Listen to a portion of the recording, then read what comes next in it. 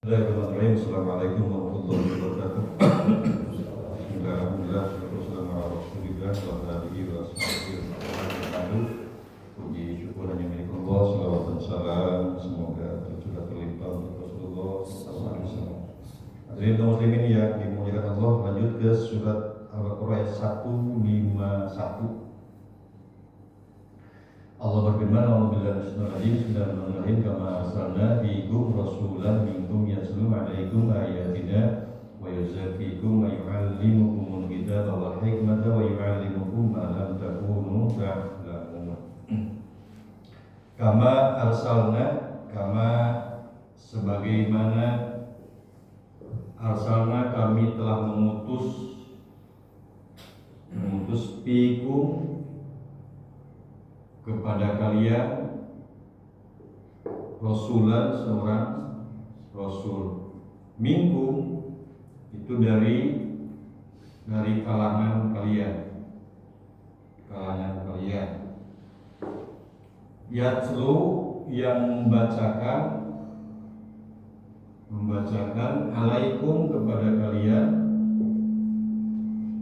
ayatina, ayat-ayat kami. Wa yuzakkikum, dan mensucikanmu, wa yu'allimukum, dan mengajarkan kepada kalian, Alkitab yaitu Al-Quran, wal hikmah, dan hikmah. Wa yu'allimukum, dan mengajarkan kepada kalian malam takunu, apa yang sebelumnya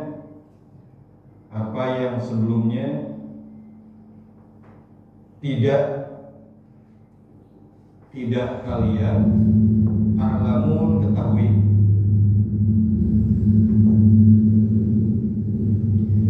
Kama arsalna fiikum rasulan, Allah itu mengutus rasul kepada kalian, minkum itu dari kalangan kalian.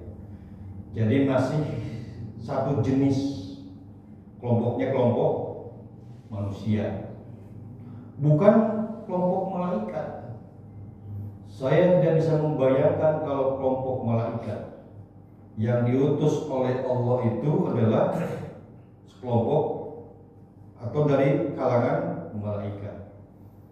Kenapa diutusnya itu seorang rasul dari kalangan kalian yang sejenis dengan manusia seperti kita? Karena yang pertama itu kalau jenis dari jenis yang sama itu akan mudah dipahami. Apa yang disampaikan itu akan mudah dipahami, sebab mungkin saja yang disampaikan oleh malaikat itu sulit dipahami oleh manusia, karena bahasa malaikat kan berbeda dengan bahasa kita. Bahasa malaikat beda dengan bahasa kita. Psikologis malaikat juga berbeda dengan psikologis kita. Maka tidak mungkin kita mudah untuk memahami apa yang disampaikan oleh malaikat. Makanya kenapa diutusnya rasul itu dari kalangan manusia. Yang kedua, itu bisa diteladani, Pak. Kalau rasul itu dari kalangan manusia, itu akan mudah bisa diteladani, dicontoh. Maka kalau guru itu kan mudah dicontoh oleh muridnya. Pimpinan itu lebih mudah diteladani oleh bawahannya. Nah, kalau malaikat, kalau rasul itu dari kalangan malaikat, kemudian kita teladani, Pak. Wah, repot. Pak guru mau kawin-kawin, sama malaikat tidak pernah menikah. Mau kawin-kawin, kalau terus itu jangan. Malaikat sudah ada. Lalu ada orang mencontoh malaikat, teladani malaikat, mau ada harta. Gua saminggu parah. Malaikat berkuat, orang mual kuat. kawin ge moal kuat sok kausan pamat ulah kawin karena gaya nama deui nah gitu gitu nah itu kausan ya arah cengar jadi susah kalau nyontoh malaikat mah ibadah oge aya nu tasbih tahmid tahlil itu membaca tasbih saja tiburan itu Pak. Lamun ibadah terus tidak ada yang terjeda waktunya. Sok urang nyontoh siga malaikat ibadah gitu, Pak. Diberi 5 waktu di urang susah, ya. Komo deui ayeuna urang lamun dibere rasul seorang malaikat, Pak, berat. Berat makanya kenapa diutus rasul itu dari kalangan manusia. Rasul minkum misinya Rasul itu yang seluruh alaikum ayatina yang pertama adalah membacakan ayat Al-Quran, membaca ayat Al-Quran. Al-Quran itu menyampaikan wahyu, jadi Allah Rasul itu menyampaikan wahyu yang datang dari Allah. Dia sampaikan wahyu itu dari Rasulullah boleh sampaikan kepada kita. Nah, ini yang pertama. Yang kedua, wa yuzakkikum dan mensucikan kalian, membersihkan hati dari penyakit hati. Penyakit hati naon? Hasud, sombong, takabur, iri, dendam. Itu penyakit hati, Pak. Bapak simpan dendam itu tidak akan menambah sakitnya orang. Yang nambah malah kita yang sakit. Iri kepada orang itu tidak menambah kenikmatan buat mereka, malah tambah sakit kita. Maka itulah penyakit. Nah, kalau penyakit hati ini sudah ada dalam hati, penyakit itu sudah dalam hati, dendam, geuleuh, cecep ke seseorang, benci pada seseorang, ngewak, dendam masuk, iri, sombong, maka saya yakin orang itu akan sakit badannya juga. Percaya tidak? Kalau orang sudah sakit hati, maka seluruh tubuhnya pun akan sakit. Maka kalau ada orang yang sakit, kita introspeksi sebab munculnya penyakit dari dalam jasad kita itu bermula dari hati. Munculnya penyakit itu. Ala inna fil jasadi mudghah. Dalam tubuh itu ada segumpal daging. Wa idza sholahatil jasadi kullu. Lamun alus etak daging teh maka kabeh tubuh ge bakal halus. Tapi wa idza fasadatil jasadi kullu. Lamun etak daging dina daging teh goreng maka seluruh tubuh ge bakal rusak.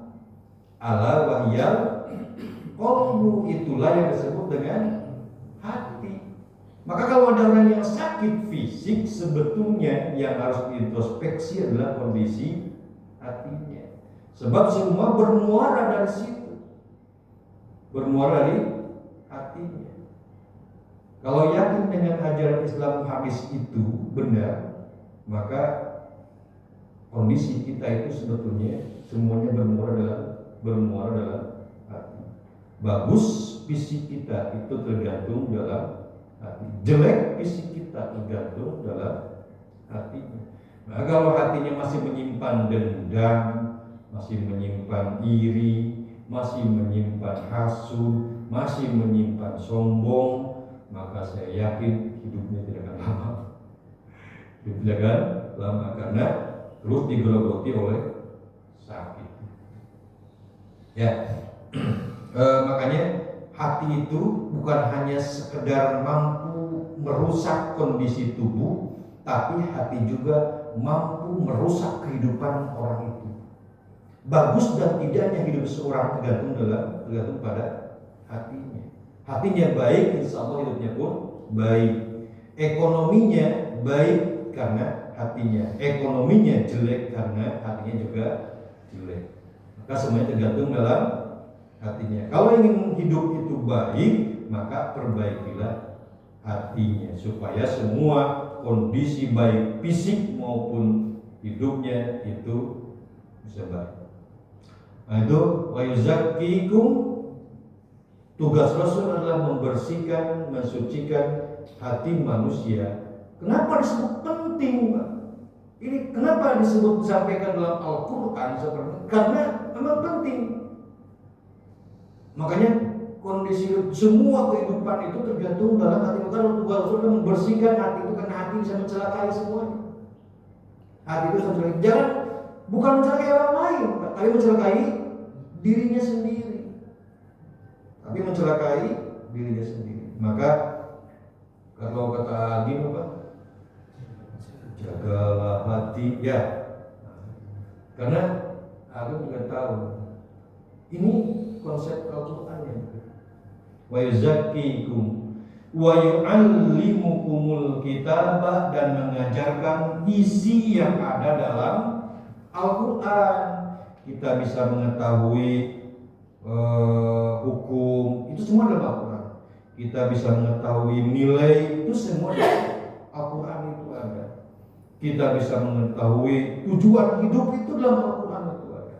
Nah tugas Rasul adalah menyampaikan isi yang ada dalam Al-Quran. Nah bukan hanya sekedar menyampaikan Al-Quran, tetapi Rasul juga wal hikmah.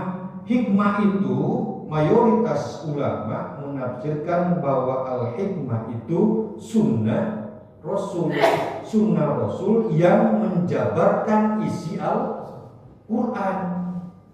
Jadi praktis kehidupan itu ada dalam hikmah. Jadi kalau Allah dalam Al-Quran menyuruh aqimis sholat, dirikan sholat, maka prakteknya itu ada dalam sunnah Rasul. Maka itu yang disebut dengan hikmah. Jadi dalam disuruh aqimis sholat, laksanakan sholat. Sholatnya kumaha, sabaraha lila sholatnya, sabar rakaat lobakna, naon nuku dibaca ayat Al-Quran. Tidak ada. Yang ada penjelasan itu ada dalam sunnah Rasul. Maka itu yang disebut dengan hikmah. Wal hikmah wa yu'allimukum ma lam takunu ta'lamun. Rasul juga mengajarkan yang sebelumnya kalian tidak tahu menjadi tahu. Kemudian diaplikasikan dalam kehidupan sehari-hari. Nah itulah misi Rasulullah. Itu saja yang disampaikan di ayat 151. Mudah-mudahan bermanfaat yang semua. Mohon maaf sebelumnya. Assalamualaikum warahmatullahi wabarakatuh.